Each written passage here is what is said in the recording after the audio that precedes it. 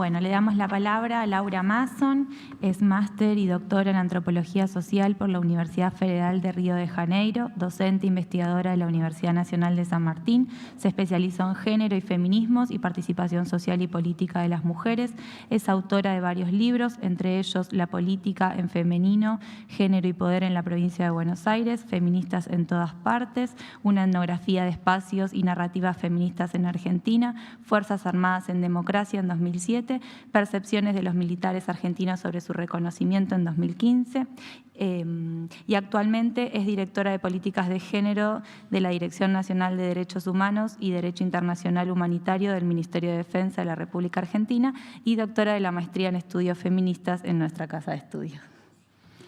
Buenas tardes, muchísimas gracias Ludmila por la presentación. Bueno, es un placer estar aquí porque la verdad que este lugar conjuga un poco en mi trayectoria profesional los dos espacios, ¿no? Yo soy, además de directora de políticas de género del Ministerio de Defensa actualmente, soy docente investigadora de la Universidad de San Martín y directora de la maestría en estudios feministas, así que realmente es como, digamos, poder juntar estas dos orientaciones que he tenido a lo largo de mi trayectoria profesional. Agradecer a la Universidad de San Martín por alojarnos y organizar este evento acá, que es muy importante en el marco del Libro Blanco de la Defensa, poder generar estos espacios de debate dentro del ambiente universitario. Con respecto al tema de las políticas de género en el ámbito de la defensa, también tienen su origen en trayectorias como esta, ¿no? Digamos, en el mundo académico y el mundo de la gestión institucional y también de la política, ¿no? Por supuesto. Me gustaría empezar contando una anécdota. Una vez fui invitada a la Universidad Federal de Río de Janeiro, donde estudié y di una conferencia sobre las políticas de género en el ámbito de la defensa en Argentina. Y una de las profesoras del posgrado en antropología se preguntaba, bueno, ¿cómo es posible? ¿Cómo hacen en Argentina, digamos, para juntar estos dos mundos, que es el del feminismo, las políticas de género, con el mundo de la defensa y de las Fuerzas Armadas?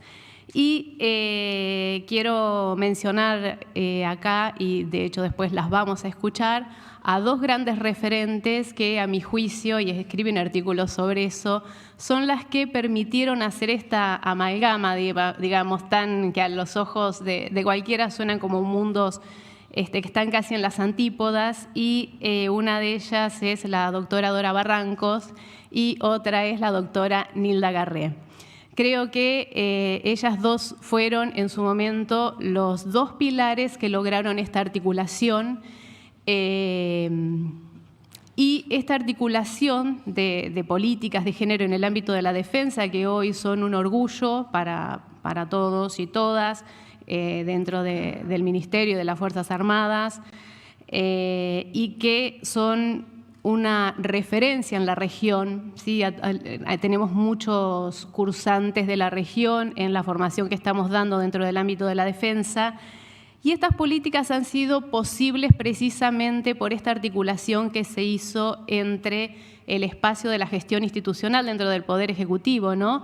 Y las universidades. Las políticas de género iniciaron en el año 2006 durante la gestión de la doctora Nilda Garré, y Dora Barrancos fue una de las referentes que inició este proceso con un seminario de las mujeres en la historia argentina, y así fue como empezamos. Ese fue el puntapié inicial, y realizó ese puntapié inicial con un diálogo entre la universidad y la gestión institucional. Por eso, para mí realmente poder de alguna manera recrear esa articulación en estos eventos me parece más que importante.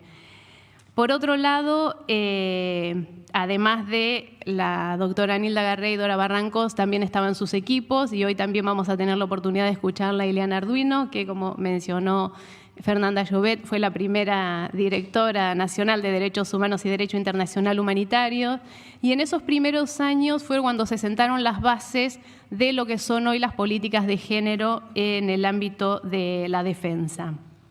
También mencionar a Sabina Frederick, que en su momento fue la primera coordinadora del Consejo de Políticas de Género en el ámbito de la defensa. Entonces, las políticas empezaron primero con un seminario que se inició, tenemos las publicaciones, están subidas a la página, así que eso permanece. Y por otro lado, con dos, digamos, estrategias institucionales, que una fue el Observatorio de la Mujer en las Fuerzas Armadas y la otra el Consejo de Políticas de Género en el ámbito de la defensa. El observatorio fue un diagnóstico que se hizo inicialmente, que es un poco, digamos, el ABC de las políticas públicas, ¿no? Iniciamos con un diagnóstico. Tuvimos en el año 2007 el primer diagnóstico y en el año 2006 comenzó el Consejo de Políticas de Género que se sostiene hasta el día de hoy. El Consejo de Políticas de Género, que vamos a tener también a una de las integrantes del Consejo, la teniente coronel Soldad, que ella es oficial del Ejército, del Cuerpo de Comando, y es hoy integrante del Consejo de Políticas de Género, así que vamos a poder escucharla también a ella. Este consejo está integrado por mujeres militares, oficiales y suboficiales, académicas y académicos, ¿sí?, de las universidades nacionales, especialistas en género, y representantes de las organizaciones no gubernamentales y representantes de temas de género de otros organismos del Estado, que en su momento era el Consejo Nacional de las Mujeres y hoy es el Ministerio de las Mujeres. Entonces, este consejo, sobre todo durante la gestión de la doctora Garret, fue como la usina a partir de la cual, digamos, se fue produciendo toda la normativa institucional que rige hoy las políticas de género. Surgió de este debate que articulaba el mundo militar, sí, con el mundo académico y con las organizaciones no gubernamentales y otros organismos del Estado. O sea, ha sido un espacio de diálogo, suspendiendo momentáneamente las jerarquías, ¿no?, de un diálogo creativo que fue el que nos permitió impulsar las políticas de género en el ámbito de la defensa. Y acá quiero marcar algo que me parece también sumamente importante, y es que el Ministerio de Defensa fue pionero en las políticas de género en la administración pública del Estado Nacional argentino. O sea, por un lado, Argentina es referente de las políticas de género en la región para otros ministerios de defensa y otras fuerzas armadas, pero también en ese momento fue pionero en lo que es las políticas de género dentro de la administración pública. Así que me parece que eso también es un punto a resaltar. Y en ese sentido, para la Dirección de Políticas de Género, para todo el equipo, digamos, para la Dirección Nacional de Derechos Humanos, contábamos con una gran ventaja al inicio de esta gestión, ¿no?, de nuestra gestión, que fue tener estos cimientos sólidos. O sea, teníamos unas referencias muy claras, digamos, y muy fuertes, que fueron muy bien instaladas en su momento, y que nuestro desafío fue, después de 15 años, decir, bueno, ¿qué pasó con esto? ¿Qué resultados tuvo?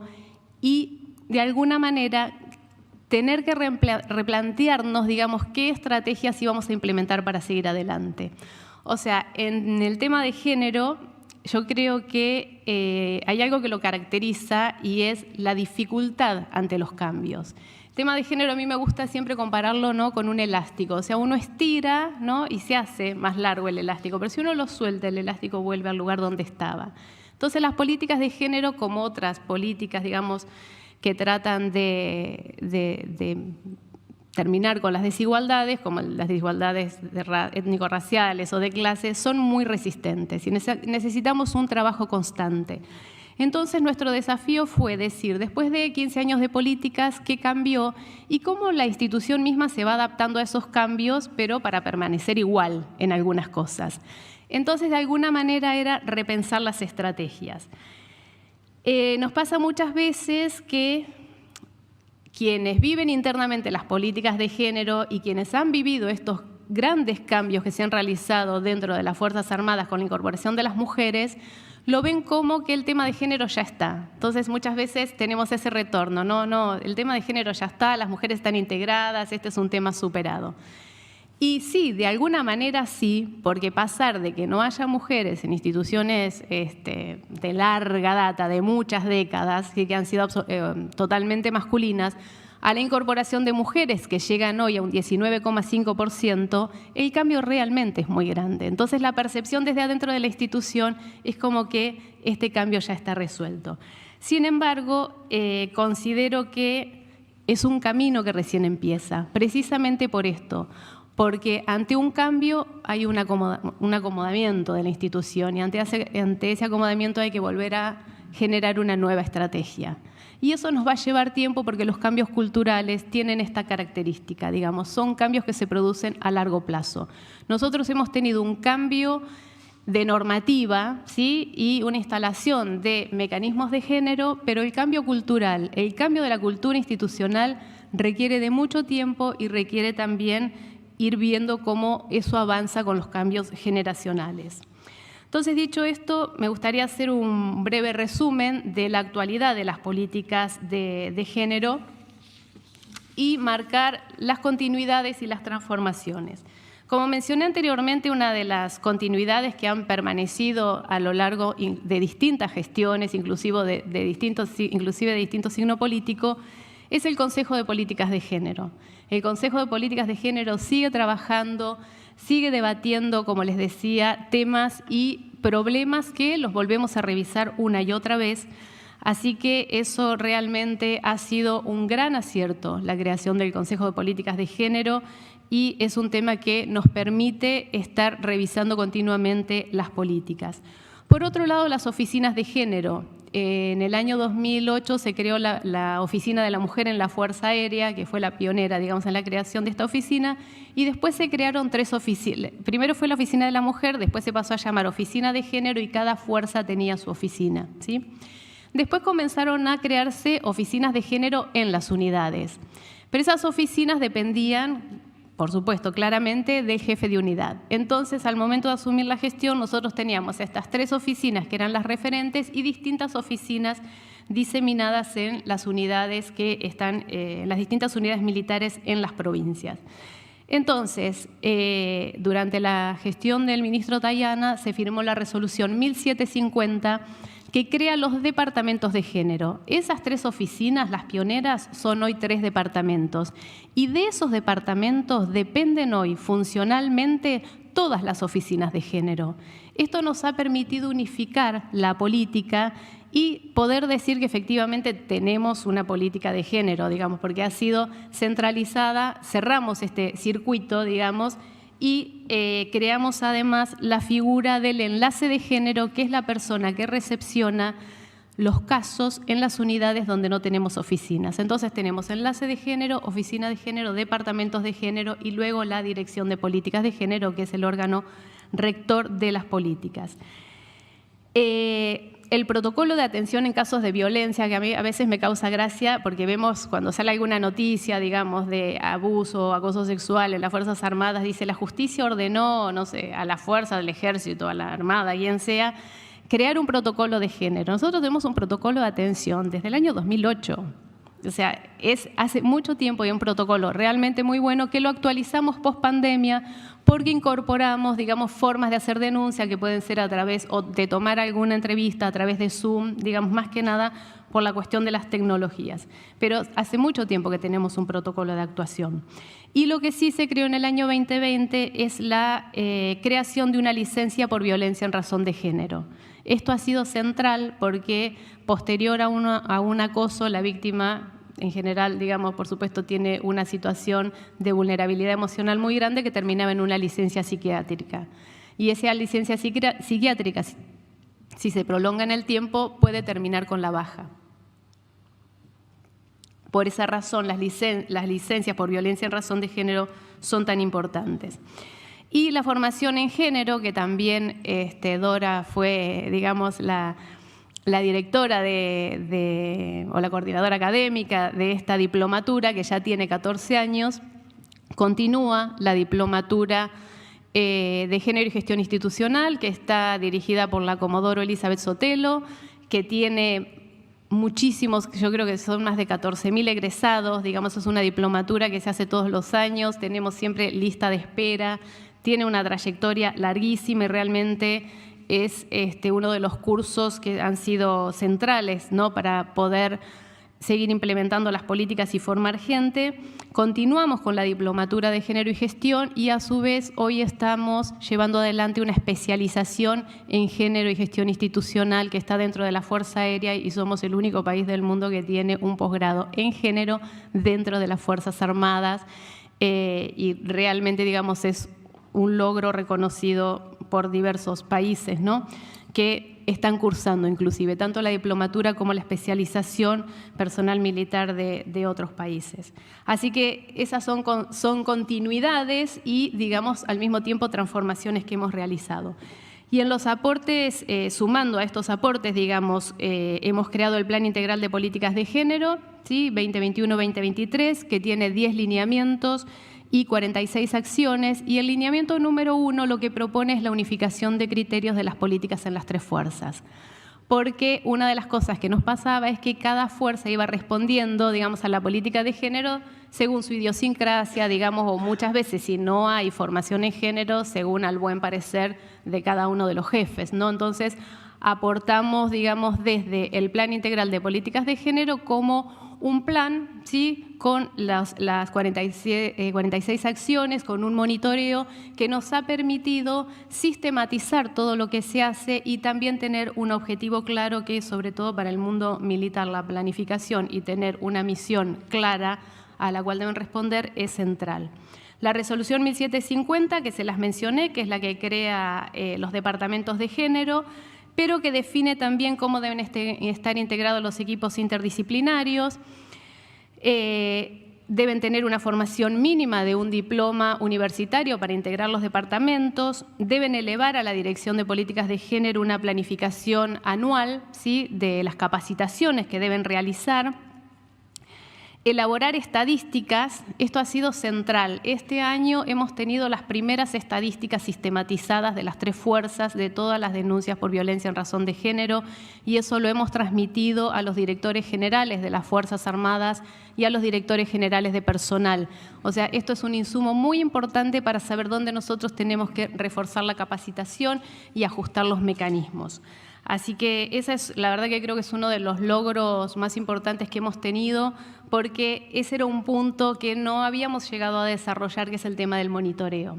Y sin datos es muy difícil monitorear y también es muy difícil diagnosticar, porque uno termina haciendo un diagnóstico en función de las percepciones personales, que son siempre personales y situadas, ¿no?, desde el lugar que uno está viendo digamos, cómo funciona la política. Y la figura del veedor de género para casos complejos, que es eso, digamos, ¿no? El Ministerio de Defensa puede designar una persona como veedora para tramitaciones de casos que sean de gravedad o de alta complejidad. Y después tenemos 4 mecanismos más, que son los que también han caracterizado la política en estos últimos años. Uno es las mesas de trabajo para transversalizar la perspectiva de género, que son mesas que reúnen para cada fuerza al director de personal, al director de salud, al director de educación y al director de asuntos jurídicos. Estamos hablando de la jerarquía más alta, generales, brigadieres y almirantes.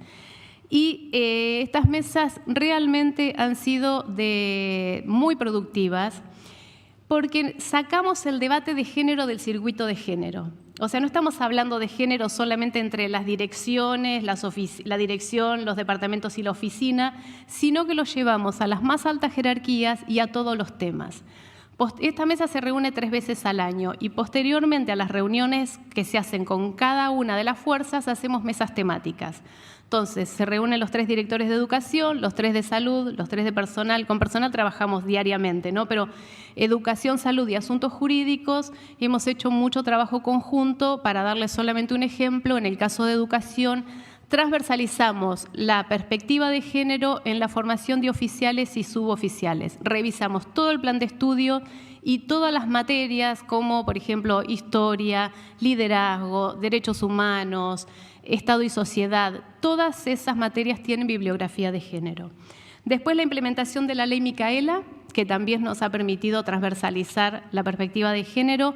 Llevamos hasta el momento 21.000 personas capacitadas, ¿sí?, de Fuerzas Armadas. El número es altísimo, en porcentaje no es tan alto, pero sí es una gran cantidad, y también hemos tenido muy buenos resultados y empezamos capacitando desde las jerarquías más altas hacia abajo. O sea, empezamos con los jefes de las fuerzas, todos los generales, todos los brigadieres, todos los almirantes, y de ahí hacia abajo.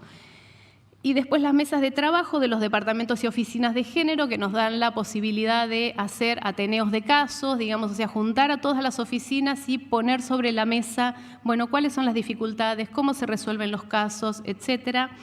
Y finalmente, estas mesas también se reúnen entre 3 o 4 veces al año, dependiendo las necesidades también que tengamos. Y finalmente se retomó la publicación del libro Género y Defensa, una política en marcha, que esto fue creación del equipo de la doctora Garré. Es un libro que tenemos, este es el 10, se suspendió durante la última gestión, no tuvimos ningún número, con lo cual haber podido editar el número 10 ha sido, la verdad, que de una gran alegría. Y es el lugar donde ha quedado la memoria de las políticas de género y que nos permite también compartir, ¿sí?, con otros países, con la sociedad civil, todo lo que se ha llevado adelante en el ámbito de la defensa. Así que bueno, eso sería todo. Muchísimas gracias.